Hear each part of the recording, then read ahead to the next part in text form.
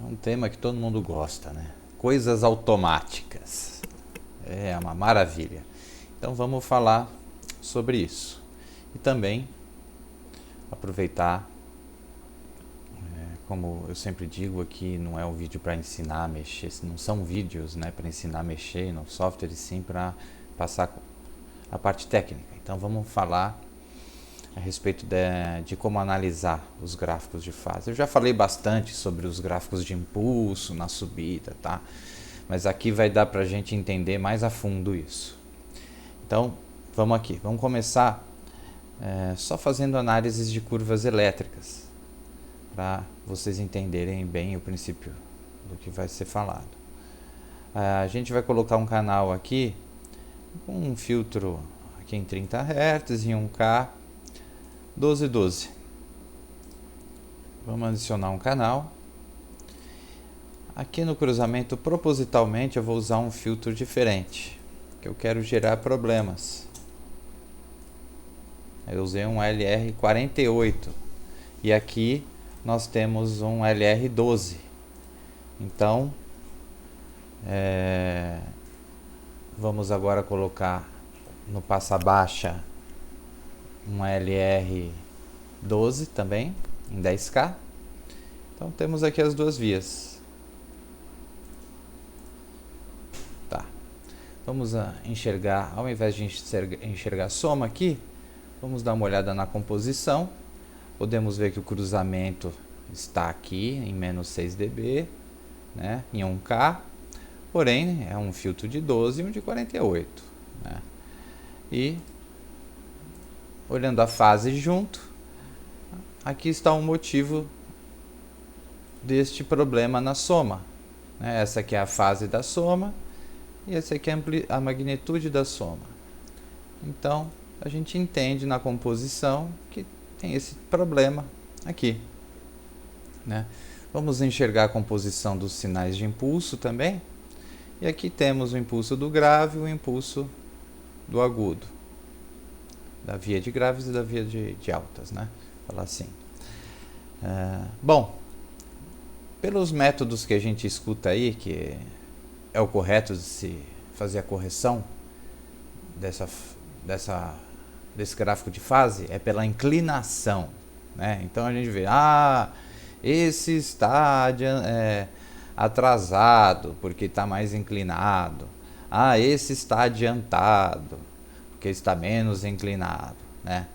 Mas, pessoal, não tem, se vocês forem ver aqui, não tem ninguém atrasado. Olha aqui os impulsos. Né? Os impulsos estão sincronizados. Então não tem ninguém atrasado ou adiantado. O que existe é rotação de fase, que é diferente. Né? Então esse método de inclinação nos leva a esses erros de interpretação. Né? Então, vamos lá, vamos corrigir como manda o figurino, né? Que temos que mexer no sinal que está menos inclinado para ele ficar tão inclinado quanto tal. Então, a gente vai aplicando o delay aqui nessa via, né? Até, olha lá, a inclinação está ficando parecida. Ou a gente pode simplesmente usar a ferramenta automática que todo mundo quer. Como é que é a ferramenta automática? A gente coloca o cursor na frequência de interesse, que é aqui 1K. É aqui que a gente quer sincronizar. Então a gente coloca um cursor no canal 1, o outro cursor no canal 2, ambos na mesma frequência. Né? Então aqui o software já indica o nosso delta da fase. Então basta eu vir aqui no delay, botão direito, delay from some phase delta. Quando eu aperto isso daqui, ele já aplica o delay para sincronizar exatamente nessa frequência que eu desejei. Olha lá, foi para 0,3. Né? Muito bem ajustadinho. Vamos ver se há melhor ajuste possível. Vamos dar um pouco mais. 4. Volta. Vamos dar um pouco menos. 3 pontos, então sabemos que realmente aqui é o ponto ótimo do ajuste de delay, né? Então, olha só, tá com a inclinação, então teoricamente está certo, né? Pelo que todo a gente ouve falar por aí, isso está correto, né? Será que está mesmo? Olha aqui, ó. Olha os sinais de impulso. Esse está aqui, esse está aqui. Nós colocando o mouse aqui, nós temos 274 milímetros de distância, como se, entre os alto-falantes, né? Ou 792 microsegundos. Tá certo isso? Eu desconfio. Vamos olhar o gráfico da soma. Olha o que aconteceu aqui. Apesar da fase estar rodando aqui parecida e tudo mais, olha o que aconteceu com a banda passante, hein, pessoal? Isso aqui é banda passante da via. Apareceu todos esses problemas aqui. Apesar da gente resolver na região de cruzamento, a gente estragou toda a via das altas frequências, né? Vamos tirar. Olha aqui. Apesar daqui estar pior, a banda passante de interesse, todos os problemas aqui desapareceram, né? Então, está aí a prova de que esse ajuste por inclinação é uma coisa que nos leva a erros, né? Então, vamos continuar. Se não dá para a gente mexer nesse canal da via de grave, vamos aplicar então um delay na outra via, na via de agora. Vamos ver se melhora. O que vai acontecer? Se eu aplicar um delay nele, essa curva de fase vem parar aqui embaixo. Vamos ver? Basta eu selecionar esse canal e vir aqui, delay from some phase delta. Olha aqui, ó, perfeito. Ele está sincronizado, as duas curvas de fase estão sincronizadas aqui, né? Temos uma diferença de 1 grau somente. Olha como já melhorou. A gente caiu, estava aqui quase em 300 milímetros. Caímos para 63 milímetros somente, né? Muito menos delay. E muito mais próximo havia aqui, né, os impulsos, a gente enxerga. Como que foi agora o resultado da nossa soma?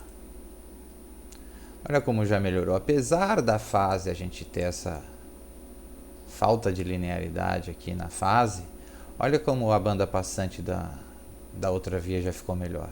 Diminuiu muito aquele ripple que a gente estava enxergando aqui, né? E a região aqui no cruzamento melhorou também. Vamos tirar aqui, ó. Olha lá, melhorou também e não estragou tanto aqui, né? Então, opa, bati aqui no microfone. Então, chegamos ao final? Não é só isso, né? Agora existem métodos mais avançados, mais modernos para a gente analisar isso, que utiliza outros procedimentos, não somente inclinação. Tem um método que chama da energia no cruzamento. Então, como é que funciona isso? A gente vai restringir a análise somente na região de corte, né? Como que a gente faz isso? A gente vem aqui num filtro de entrada do Crosslight. Existe esse filtro Peak Q. Ele é ao contrário de um filtro Notch. O filtro Notch, ele corta uma região restrita. O filtro Peak, ele deixa somente passar uma região restrita, que é exatamente o que a gente deseja. Queremos passar só a região de corte do nosso sinal. Um Q bastante elevado para restringir bastante. Se eu baixar esse Q aqui, começa a passar muitas frequências que eu não quero. Eu quero analisar o cruzamento. Então, eu deixo um Q alto. A vantagem do Q mais baixo é que nós vemos aqui no sinal de impulso que essa senoide aqui que é criada, que é o fator de qualidade, né, do filtro, cria, né, é um movimento subamortecido, ele melhora com o Q mais baixo, né? Mas para o que a gente quer enxergar, não é um problema esse prolongamento, né? E então, nós enxergamos que o que? Olha só, a nossa senoide, ela perde o sincronismo para cá. Elas não estão, apesar daqui no início, esse ponto aqui de energia grande está mais próximo um do outro, para cá ela sai, né? Então, nós estamos sem os delays aqui, só para lembrar, né? E agora vamos analisar a composição dos sinais. Esse pico aqui atrapalha, isso aqui a gente não quer ficar enxergando esse pico de magnitude. O que é interessante para a gente é somente a fase. Olha só, pessoal, vocês estão vendo que as inclinações na região de interesse elas estão iguais, né? Então, agora sim, o princípio está correto, né? A gente está conseguindo enxergar que existe a inclinação. Para cá não interessa, para cá não interessa. O que interessa é aqui. Olha só as inclinações parecidas, né? Então, vamos repetir os métodos. O que acontece se a gente pode aplicar um delay nesse canal? Não, porque senão ele vai para baixo. A gente tem que aplicar um delay neste canal aqui, que é para ele descer. Então, delay, mesmo procedimento. Olha lá, juntou. Olha, pessoal, como as senoides aqui do sinal de impulso sincronizaram. Apesar da gente perder aqui no início, elas sincronizaram aqui, né? O ajuste foi praticamente o mesmo do outro que eu fiz anteriormente sem aplicar esse método da energia no cruzamento. Foi muito parecido, né? Então, prova que a inclinação lá na outra não é a forma correta de se analisar, e sim o sinal onde a gente aplica o menor delay possível. Vocês têm que fazer o menor ajuste possível para chegar no resultado, né? É possível, como a gente viu aqui, chegar numa solução extrapolando valores de atraso, mas nós vimos que não estava correto, né? Estragou toda a região da banda passante. Então, esse método comprova que o correto era ir contra a regra da inclinação tão difundida. Então, mas isso aqui ainda é a parte, então quer dizer que isso daqui está correto, né? Vamos ver. Existe outra forma. Vamos voltar aqui. Agora a gente pode analisar a partir da inclinação. Se os sinais estão com as inclinações corretas, e a gente vê que eles estão sincronizados subindo aqui, ó, ambos na subida, aqui com a inclinação mesmo, isso indica que não é delay que tem que ser mexido, é fase, né? Então, quando nós mexemos em fase, o sinal de fase ele sobe aqui, né? E o impulso se inverte gradativamente. Como ele sobe, eu não posso mexer nesse canal, né? Porque olha lá, se eu colocar aqui, por exemplo, 50,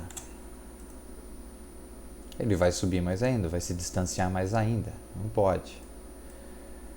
Então, na fase, eu tenho que fazer o ajuste no outro canal. Tem mais uma dica, né, pessoal? A gente está com esse canal aqui, nós temos aqui 9 graus, próximo de zero, né? O outro canal, nós estamos a menos 85. Quem que a gente vai corrigir, né? Vamos corrigir o que está mais fora, né? Então outra indicação. Então vamos aplicar uma correção de fase nesse canal aqui. Nós temos a mesma ferramenta automática. Basta dar o botão direito aqui e phase from some phase delta. Olha lá, ele já sincronizou. Ó, a diferença de zero. Porque ele colocou 75,9. Vai ser difícil um processador que faz esse tipo de ajuste. Já vou avisando, né? Então, vocês vão colocar o que tiver mais próximo. Aqui nós temos uma precisão de 0,1 grau, né? Então, vocês vão escolher o valor mais próximo do processador. Olha só, pessoal, eu não apliquei delay nenhum, né? Só mexi um pouco na fase. E temos a inclinação parecida na região de interesse, de cruzamento, e ambos bem próximos de 0 graus, ó, menos 9,4, menos 9,4. Agora, nós podemos eliminar o nosso peak filter. E olha a fase lá, cruzando, com inclinações diferentes, porém os impulsos continuam sincronizados. E como que foi a nossa soma? Agora, de amplitude, olha lá, melhorou e sumiu aquele problema de linearidade aqui nessa região, né? Isso prova que esse aqui é o melhor ajuste possível. Não significa que vai ficar plano, porque fizemos um absurdo aqui, né? Colocamos um 12 com um 48. Né? Então, 12, este 12, né? Este 12 com este 48. Né? Então, aqui não mexemos em equalização e nada do tipo, né? Só tempo, né? Então isso aqui é o melhor que dá para se fazer em termos de tempo para sincronizar os canais. Então,